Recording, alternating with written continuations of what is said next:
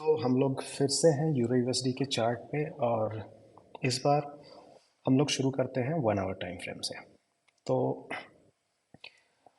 मैं अननेसेसरी चीज़ों को पहले यहाँ से रिमूव कर लेता हूँ या उन्हें दूसरे टाइम फ्रेम पे सेंड कर देता हूँ, और फिर मैं आपको बताऊँगा कि क्या चेंजेस हुआ है यूरो यूएसडी में पिछले वीडियो से लेकर के अभी तक में। तो 660 एरिया जिसकी एक्सपेक्टेशन थी, और जहाँ पे मैंने कहा था कि जो बहुत ज़्यादा सेफर साइड में रहना चाहते हैं वो यहाँ पे आने के बाद बाय करेंगे।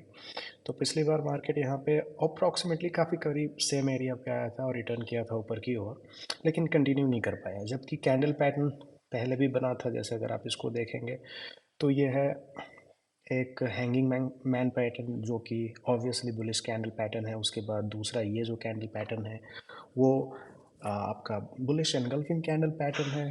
तो मार्केट को ये ऊपर की ओर पुश नहीं कर पाया और फिर से मार्केट नीचे आ गया, और लगभग ठीक सेम एरिया से कोई ज़्यादा डिफरेंस नहीं होगा, 10-20 पॉइंट यानी 1-2 पिप का डिफरेंस होगा, और 660 एरिया को टच किया और फिर यहाँ से देखो ऊपर जाने की कोशिश किया।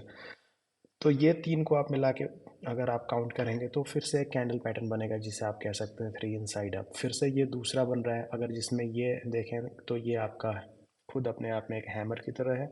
और अगर आप इसको डोजी मान लें तो ये तीनों को मिला करके एक मॉर्निंग डोजी स्टार बन जाता है। कहने का मतलब कैंडल का नाम कुछ भी हो, बुलिश प्राइस एक्शन यहाँ पे भी जस्टिफाइड गुड इनफ थी बुलिश बायर्स को जस्टिफाई करने के लिए, और यहाँ पे भी गुड इनफ है। और कैंडल के साइज भी कंपेयर आप कर सकते हैं। एवरेज कैंडल साइज जो अभी गिरने की रही है उससे ये कैंडल्स छोटे नहीं हैं। तो यहाँ पे जो सेफर साइड वाले हैं वो पोजीशन ले चुके होंगे, और जिन लोगों ने पिछली वीडियो नहीं देखी थी वो चाहे तो पोजीशन अभी ले सकते हैं। पिछले वीडियो में मैंने 3 तरीके की बात करी थी। अभी एक तरीका जिसमें इमीडिएट पोजीशन लेना था उसको छोड़ देते हैं, क्योंकि मार्केट ऑलरेडी यहाँ पे आ चुका है। तो हमारे पास 2 तरीके होंगे, या तो यहाँ पे एक पोजीशन आप लेंगे और आपको पता है कि आपका रिवॉर्ड आपका ये 850 एरिया है, और आपका रिस्क जो है ऑब्वियसली इस लो के नीचे है। यानी अगर मार्केट नीचे जाता है और डेली कैंडल इसके नीचे क्लोज अगर होता है तो फिर आपको लॉस लेके एग्जिट करना है। तो मल्टी पोजीशन जो लोग करना चाहते हैं उन्हें मैं बताना चाहूँगा कि किस तरह से आप मल्टी पोजीशन कर सकते हैं। तो आप हमारी वेबसाइट पे चले जाओ, आप 25noobsters.com, इस पे साइट मेन्यू में आपको मिलेगा एजुकेशन, और वहाँ पे आप चले जाओ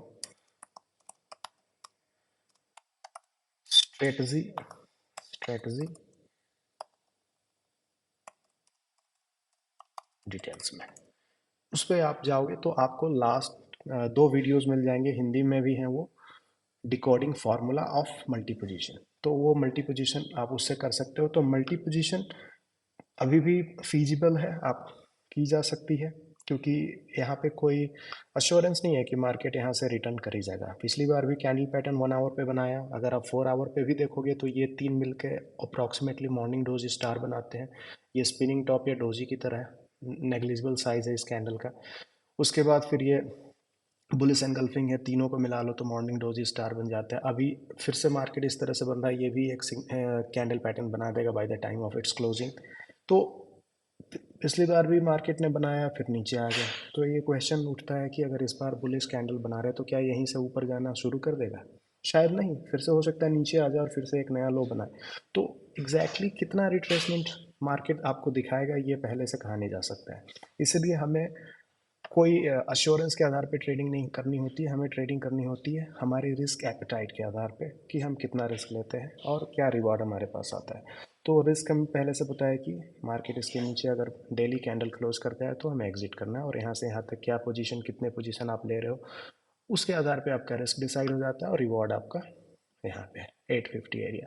और फॉर्मूला मैंने बता दिया आपको कहाँ मिलेगा मल्टी पोजीशन अगर करना है तो। जो लोग मल्टी पोजीशन नहीं करते वो सिंपली एक ट्रेड यहाँ पे लेंगे। अभी देखा जाए तो रिस्क और रिवार्ड में काफ़ी फ़र्क नहीं रहेगा। मैंने पहले ही कहा था 860 एरिया से अगर मार्केट वापस ऊपर की ओर जाने लगे तो that will be the safest way of taking the position. तो जो बिल्कुल ही वैसे लोग थे जो रैदर अपॉर्चुनिटी को छोड़ देना पसंद करते हैं, लेकिन मल्टी पोजीशन या ज़्यादा रिस्क लेना पसंद नहीं करते, वो अभी ले सकते हैं, क्योंकि अभी उनके पास देखो 160 पिप्स 166 पिप्स के आसपास का रिस्क हो जाता है, और रिवॉर्ड भी लगभग 160 3164 सिक्स रिवार्ड भी लगभग उतना ही है अगर हम लोग 850 तक कैलकुलेट करें।